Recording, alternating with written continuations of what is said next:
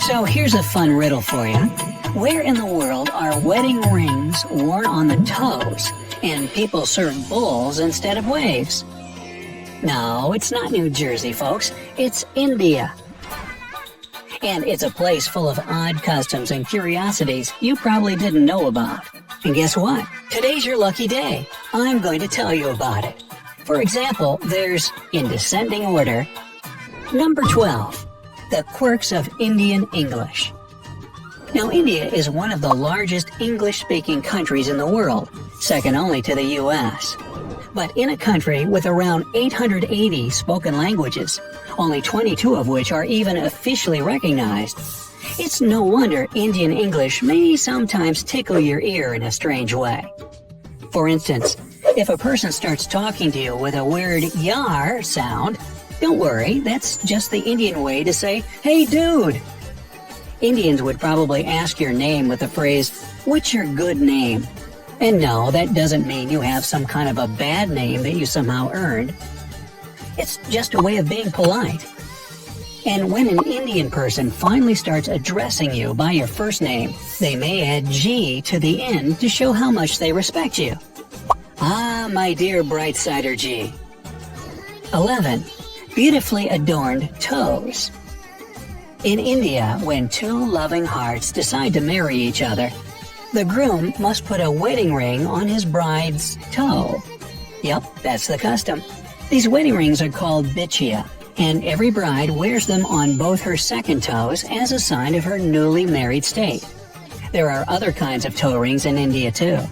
Some men wear them on their big toes in a belief that it'll boost their strength and vigor.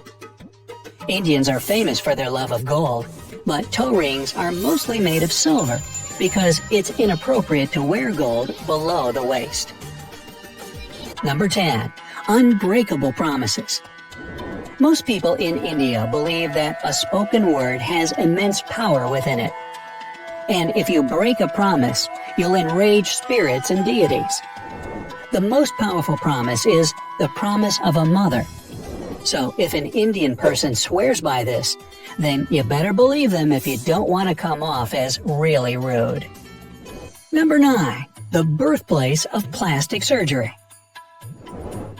Among India's most sacred texts, there's one that baffles surgeons and medical experts to this day. It's called the Sushruta Samhita, and it's a fundamental part of the Indian practice of Ayurveda.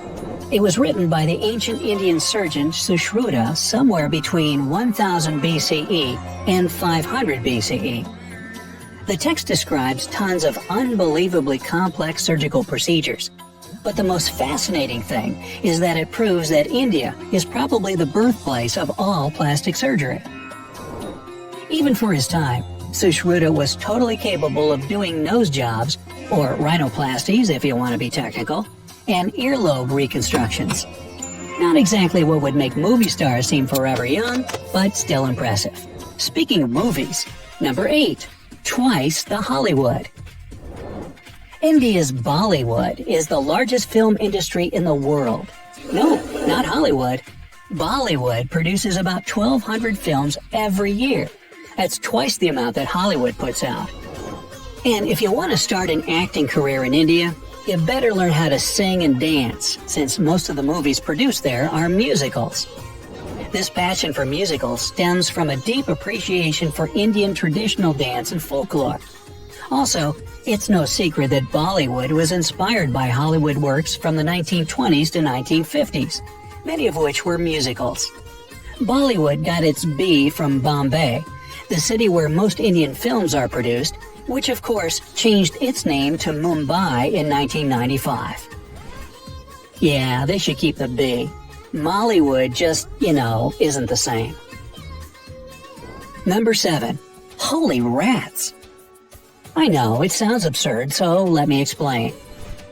According to an ancient Indian legend, the mighty and worshipped warrior sage Karni Mata tragically lost her stepson Laxman when he accidentally fell in a pond and drowned. Karni Mata was in such grief that she begged the gods to save him. Well, they did, but on one condition. All of her male children would be reincarnated as rats. Ah, those wacky gods. What a unique sense of humor, huh? So that's why the temple devoted to Karni Mata in Dishnok is known as Rat Temple. Here you are, going through a huge hall, completely covered in rats. But people here are happy to come and share their food with these sacred long-tailed rodents. Hey, might be a relative. It's a particular honor to come across and feed the rare white rats in the temple. They're believed to be the true reincarnation of Karni Mata and her sons. Number 6. Bull surfing. Whoa, gnarly dude. If you ever go to the village of Anandapali after harvest season, then you might be able to watch some bull surfing. How do you surf a bull? Very carefully, I'd guess. You see, first off, they make a track on a flooded field that becomes pretty much a big muddy swamp. Then teams, yeah, it's a competitive sport, compete to stay on a board being pulled through the water by 2 bulls. These jockeys train for this event, and the bulls are groomed and cleaned with their horns being polished nice and shiny. Doesn't last very long. Can you see yourself hanging 10 on a board driven by 2 really big mammals in your hands? And that's no bull. Wait, yes it is. Turf's up, dude. Number 5. Who to thank for your clean hair? Did you know the word shampoo has Indian roots? Well, that comes as no surprise since shampooing itself originates in India. The original word shampoo means massage and was initially used to describe the process of hair strengthening with herbs common in India. But India has good reason to pay so much attention to their locks. The country sells over $20 billion worth of hair in a single month. Such amounts are second only to China. But even this hair-selling giant mixes its product with Indian hair for better quality. Number 4. Serious wildlife conservation. India gets a lot of criticism for its pollution problem, which there's no denying that it's a serious one. But that doesn't say anything about Indian people's attitude towards wildlife. There are 104 national parks in India, with over 15,000 square miles of overall coverage. Some of the rarest animals on Earth inhabit these parks, like the bizarre-looking purple frog, the smallest pig in the world, the pygmy hog, and the largest living bat, the Indian flying fox. These endangered species are in severe need of protection, and India has proven itself very capable of wildlife conservation. Just take the country's national symbol as an example. In 2010, there were only between 1,700 and 1,900 Bengal tigers left in the world, but those numbers are now up to around 2,200. The Bengal tiger is still considered endangered, even though it's the biggest tiger species in terms of numbers. So you can imagine how grave the situation is for its cousins elsewhere. Number 3. Towers of Silence. India is not only home to rare wildlife species, but some uncommon ideologies too. One of them is Zoroastrianism. Zoroastrians believe fire and earth to be sacred fundamental elements, so it's very bad for them to bury or cremate their departed. The solution they came up with was to build towers of silence for the deceased. Also known as dakma, these towers have no roof so that nature can step in and do the work as an undertaker. The only towers of silence still functional to this day are in India. But let's move on to a place that's very much alive and definitely not silent. Number 2. Pet like sardines in trains. India has the 4th largest railway system in the world, with almost 42,000 miles of track overall. But if you want to keep a pleasant impression of this country in your heart, then you might want to avoid trains at all costs. Or, if you're just curious to see people hang off the sides and ride on the roof of the train, then India is the place to go. Local commuter trains in India are unbelievably overcrowded most of the time, so even trying to get in one is pretty much impossible.